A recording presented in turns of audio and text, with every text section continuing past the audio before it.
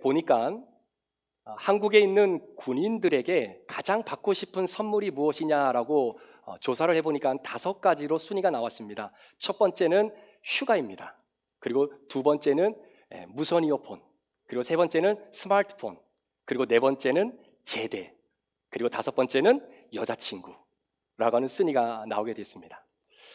그 순위에 보면 무선 이어폰이나 아니면 스마트폰을 받고 싶다라고 하는 그 리스트를 보니 오늘날 세대가 참 많이 바뀌었다라는 것을 좀 느끼게 됩니다. 그래도 이왕 선물을 좀 받는다면 여러분, 휴가보다는 제대가 낫지 않겠습니까? 휴가는 어차피 부대를 나갔다가 때가 되면 다시 부대로 돌아와야 됩니다. 그러나 제대는 한번 부대를 떠나게 되면 다시는 돌아오지 않아도 되기 때문입니다. 누가 봐도 휴가보다는 제대가 훨씬 더 좋은 선물인데도 불구하고 1위가 휴가라고 올라온 것을 보면 그만큼 사람들은 현실적으로 선물을 받는 것을 굉장히 좋아한다라고 것을 느낄 수 있는 것이죠.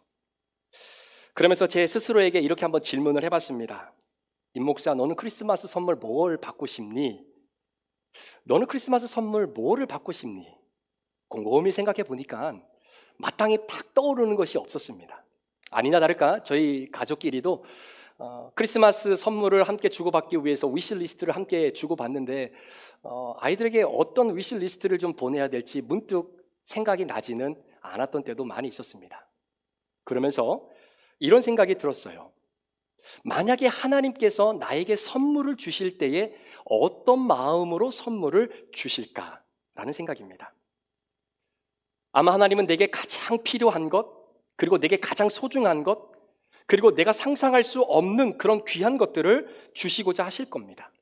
우리가 누군가 아니면 자녀들에게 선물을 줄 때 이 사람에게 이 선물이 잘 어울릴까? 우리 자녀들이나 우리 아들, 딸들에게 이 선물을 주면 정말로 즐거운 선물이 될까? 이런 생각을 가지고 우리가 선물을 주곤 하지 않습니까? 자신이 바라는 선물과 주어진 선물이 일치가 되어지게 되면 그것처럼 좋고 기쁠 때가 또 어디 있겠습니까?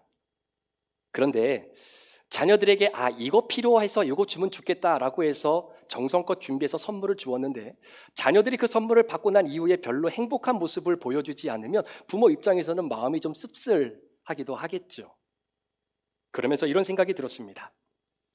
내가 하나님으로부터 받고 싶은 선물과 하나님이 나를 위해 주시고자 하는 그 선물을 주실 때의 마음의 차이는 과연 어떤 차이가 있을까라는 것이죠. 성경에 보면 예수님의 탄생을 기록하고 있는 복음서는 마태복음과 누가복음입니다. 그리고 마가복음은 예수님께서 본격적으로 이 세상에서 사역을 시작하실 때로부터 그 성경은 기록되어져 있습니다. 그런데 요한복음에는요, 예수님의 탄생의 기록이 나와 있지 않습니다. 오히려 예수님이 언제부터 존재하고 있었느냐를 요한복음은 우리에게 소개하면서 그 책이 시작이 됩니다. 요한복음 1장에 보면 태초에 하나님과 함께 계셨던 예수님, 그 예수님은 이 땅에 말씀으로 오셨고 이 땅에 피조물인 우리에게 말씀으로 오신 그 예수님이 곧 피조물인 우리에게 생명이 되었다라고 성경은 고백합니다.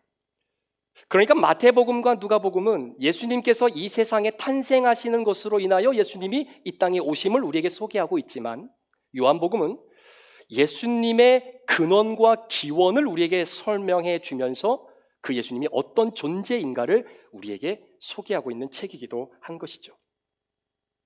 우리는 하나님께 바라는 것이 있습니다. 이 세상의 모든 피조물들은 창조주이신 하나님께 나도 모르게 무엇인가를 기대고 바라고 소망하는 것이 있습니다. 지금뿐만 아니라 2000년 전에도 동일했습니다.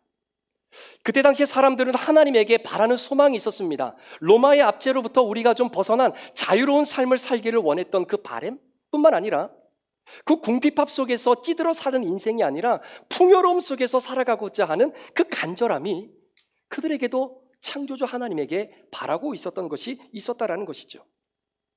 그런데 당시에 사람들이 받았던 선물은 어떤 선물입니까? 자신들이 바라는 선물과 하나님이 주신 선물에는 차이가 있었습니다. 그 차이 때문에 사람들은 실망합니다. 그 차이 때문에 분노하기도 합니다. 이유는 자신들이 원하는 선물이 하나님으로부터 주어지지 않았기 때문이다라는 이유죠. 우리는 그런 사람들을 보면 참 안타깝다라는 생각이 듭니다.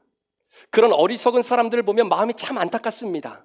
아니, 그들의 어리숙함 때문에 심지어 우리 마음속에 분노를 일으킬 때도 없지 않아 있습니다. 그런데 여러분, 그러면서 우리의 자신을 돌아보면 지금 내가 살아가고 있는 이 삶의 현장에서 내가 하나님에게 바랬던 것과 하나님이 여러분들에게 주시고자 하셨던 선물의 차이로 인하여 우리가 과거에 있는 사람들에게 손가락질하며 아유 안타까운 사람들아, 아이고 이렇게 어리석은 사람들아 라고 말했던 그 사람들의 삶을 그대로 우리가 답습하면서 살아가고 있지는 않은지 한번 돌아볼 필요가 있는 것 같습니다. 하나님께서는 우리에게 놀라운 성탄의 선물을 주셨지만 우리는 오히려 하나님에게 이게 선물입니까? 이거 말고 다른 선물 없나요? 라고 되물을 때도 많이 있습니다. 지금 하나님이 여러분들에게 어떤 선물을 좀 줄까라고 물어보면 여러분들은 어떤 선물을 하나님에게 말씀하시겠습니까? 만약 여러분들이 원하고 바라는 그 선물을 하나님이 주신다면 굉장히 기쁘시겠죠. 굉장히 행복할 겁니다. 그런데 여러분들이 바라는 그 선물이 하나님으로부터 주어졌음으로 인하여 형성되어지는 그 기쁨과 행복이 정말 영원히 지속될 수 있을까요?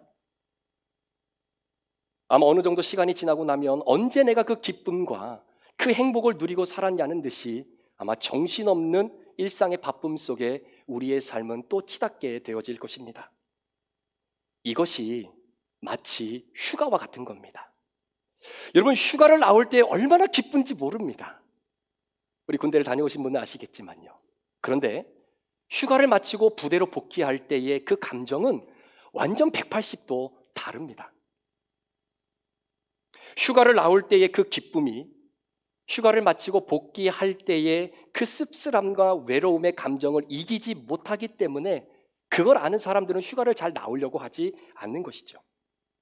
우리가 바라고 우리가 소망하는 것이 바로 휴가와 같은 것입니다. 그런 우리들에게 하나님은 예수 그리스도를 성탄의 선물로 주셨습니다. 이 선물이 놀라운 것은 이 선물 자체가 우리에게 생명이 되기 때문입니다. 그래서 예수님이 요한복음 6장에 나는 생명의 떡이다 라고 말씀하셨고요. 요한복음 11장에는 나는 부활이요 생명이니 라고도 말씀하셨을 뿐만 아니라 요한복음 14장에는 나는 길이요 진리요 생명이다 라고 말씀해 주셨습니다.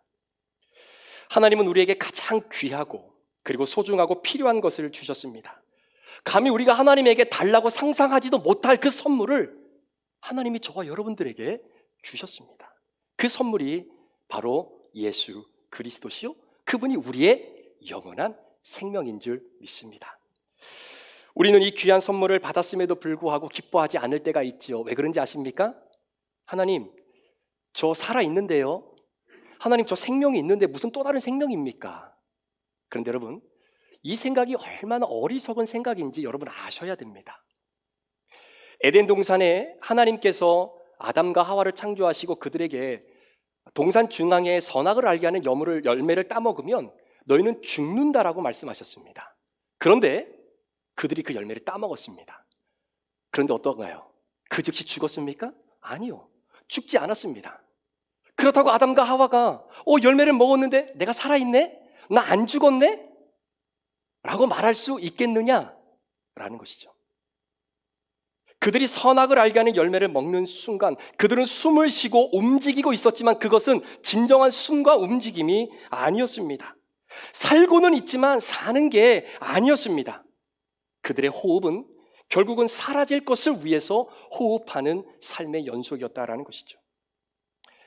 그들의 생명은 무언가 불타오르는 것이 아니라 마치 꺼져가는 촛불처럼 그렇게 사라져가는 인생이 되고 말았습니다. 죽기 위해 사는 삶, 멈출 숨을 위해 오늘도 쉬고 있는 그 숨, 그렇게 그들의 인생은 전락되어지고 말았죠. 여러분, 성탄절이 되면 사람들이 서로 선물을 많이 주고받습니다. 혹시 한국에 계실 때 석가탄신일날 선물 주고받으신 것보다는 성탄절날 선물을 주고받을 때가 많지 않습니까? 여러분 혹시 생각해 보셨나요? 왜 성탄절에 이렇게 사람들이 선물을 주고받을까요?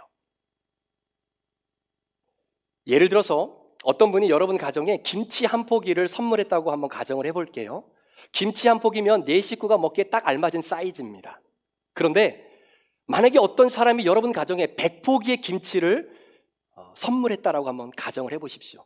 여러분 네 식구가 그 100포기의 김치를 어떻게 다 먹겠습니까? 못 먹어요.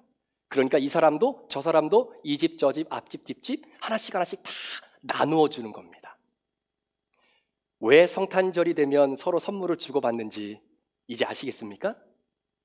저와 여러분들이 너무나 큰 선물을 받았기 때문이에요. 상상할 수 없는 너무나 큰 선물을 우리가 받았기 때문에 그걸 우리가 소화해낼 수 없을 만큼의 귀한 선물이기 때문입니다. 내게 너무나 큰 선물이었고 상상할 수 없었던 그 선물을 받게 되었기 때문에 말로 표현할 수 없는 그 선물이 내게 주어짐으로 말미암아 내 안에 형성되어지는 그 넉넉함이 다른 사람들에게 하나씩 흘러가게 되는 것입니다. 그 선물이 우리를 기쁘게 하는 거고요. 그 선물이 우리를 숨쉬게 하는 거고요. 그래서 이 선물을 받아오셨던 많은 어르신들은 마지막 호흡이 멈추는 그 순간 이렇게 고백하는 것이죠. 우리 나중에 다시 만납시다. 우리 잠시 후에 다시 만납시다 라고 고백하는 겁니다. 그것은 바로 영원한 헤어짐이 아니라 바로 잠시 이별임을 아는 사람들이 바로 그러한 모습을 표현하고 있는 것이죠. 사랑하는 성도 여러분, 오늘은 성탄절입니다. 이 성탄의 기쁨은 하나님께서 저와 여러분들에게 허락하신 아름다운 축복의 선물입니다.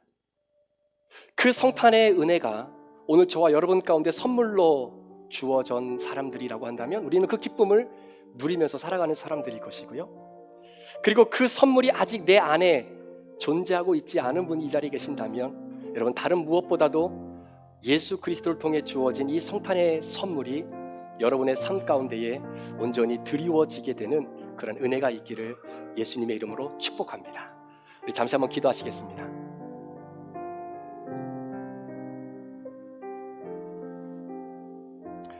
하나님 아버지, 이 시간 우리의 마음속에 예수님의 성탄의 선물이 우리 안에 담겨져 있음을 고백합니다.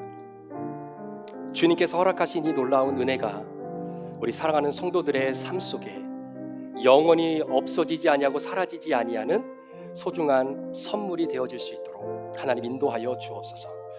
오늘 우리 브릿지 교회에서 준비한 모든 것들이 그 선물에 대한 하나님의 감사의 고백이 표현되어지는 수단이 되기를 원합니다.